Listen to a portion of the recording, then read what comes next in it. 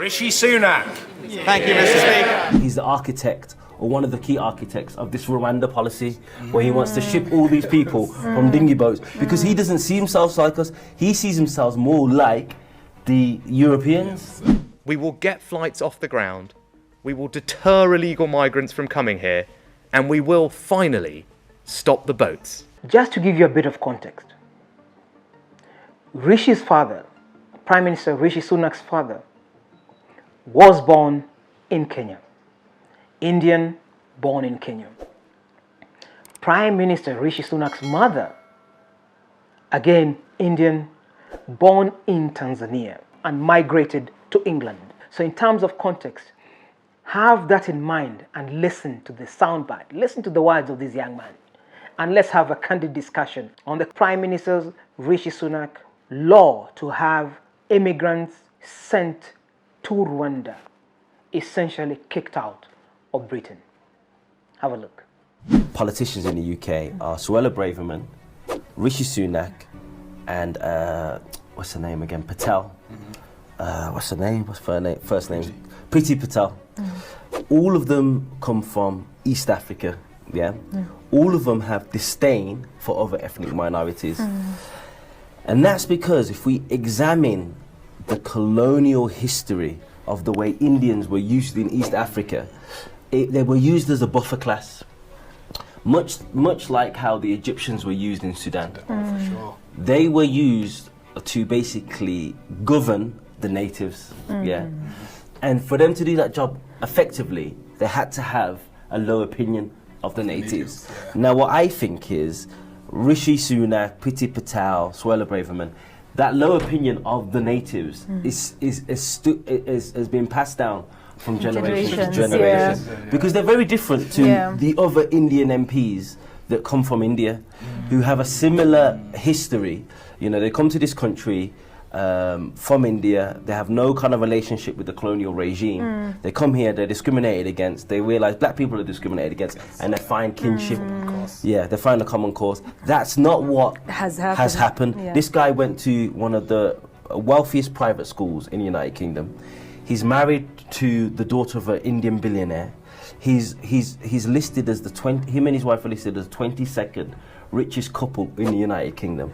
He does not see himself having any sort of relationship, alliance with the likes of Diane Abbott and the other ethnic minorities in the UK. That's why he's the architect, or one of the key architects of this Rwanda policy, where he wants to ship all these people from dinghy boats, because he doesn't see himself like us. He sees himself more like the Europeans. So I think that's, and that's not to, diss all Indian people that are in East Africa, but I think it has to be examined, the history, how it's led to Rishi Sunak ending up in the United Kingdom and having the opinions that he had. Well, obviously, this cannot be said to be the case with all Indians, especially those in East Africa.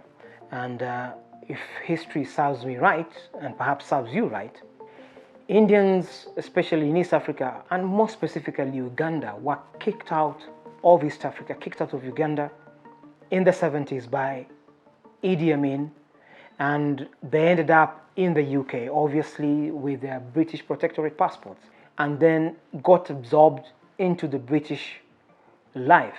But even that had a lot of problems. There was a lot of resistance from certain sections of the British society, the ruling class of Britain. And Rishi Sunak, being a child born to immigrants, both parents born in East Africa, you would at least hope that that would give him some sort of knowledge to understand and appreciate some of the challenges that the immigrants will be going through. Nobody travels or runs away from their country, most times only for purely economic reasons. A lot of times it is under persecution, there is a war, there is usually a good reason.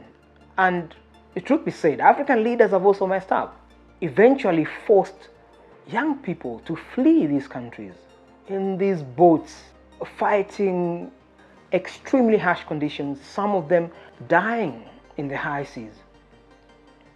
And there have been cases where the receiving countries have not only rejected the immigrants who are trying to flee strife in their own countries, but have actually shot at their boats. So to that extent, if Rishi Sunak only believes that the best solution is to kick these guys out, then to that degree, there's an element of the race card. Because a person who is in strife, who's running away from political strife, who's running away from war, from persecution, deserves some dignity wherever they go. And to think that Rishi Sunak is a man born and raised in Britain, obviously that makes him quite British.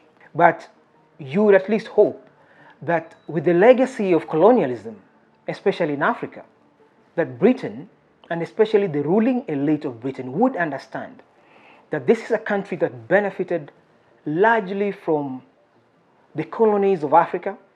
They benefited directly. Britain benefited directly. So in this day and age, to then turn around and think, listen, you have no business being here. We will send you off to Rwanda. And I'm not saying that Rwanda is not a good place to stay at. But the point is, this is their first point of call. There could be an understanding that perhaps it is politics at play, that this is political survival. This gentleman was never elected by the British public. So obviously he's latching on to this. But what if it doesn't work out? What happens? An election might come soon, and will Rishi Sunak still play the immigration card? And especially coming from the son of an immigrant who really, by virtue of his own parents migrating to Britain, he was born there, raised there, got his education there, which has then informed the kind of individual that he's become to eventually rise to the position of Prime Minister after being Chancellor in the UK. Hey, brothers and sisters, I don't know what you think. Please share in the comments. Do you think this is the right way for the Prime Minister to go, to kick those immigrants that he's referring to as illegal out of Britain to Rwanda? You may agree, you may disagree, but I think let's have a candid conversation, not attack each other, but speak about the idea of the Rwandan law. Obviously, millions of pounds will be spent on these refugees. Is it that they are such an eyesore in the British society? We remember Brexit and what informed Brexit. And I remember at the time, the whole Syrian refugee thing was a big issue in Britain and partly helped fuel Brexit. But even after leaving EU, Britain today is experiencing challenges, especially with their workforce. And we now live really in a global village where migrations of populations is bound to happen. African countries, and indeed a lot of third world countries, so to speak, have populations of British citizens. We now have in Kenya, for example, Kenyans of British origin who speak Swahili like Kenyans. Look at the mess that happened in Zimbabwe. Zimbabwe never got compensated by Margaret Thatcher's government. And eventually it became such a mess. And the spin on it was that President Mugabe was merely taking away land from the settlers. But that needed to be interrogated further. What were really the truths that informed that whole process? Mismanaged as it was by President Mugabe's regime, but what are the whole truths around that? These are some of the challenges, the core questions we need to confront in Britain today and anywhere else where we have huge populations of nationals from other countries that have migrated and have migrated under difficult conditions or through colonial conquest when Britain was a superpower. Britain is no longer that superpower.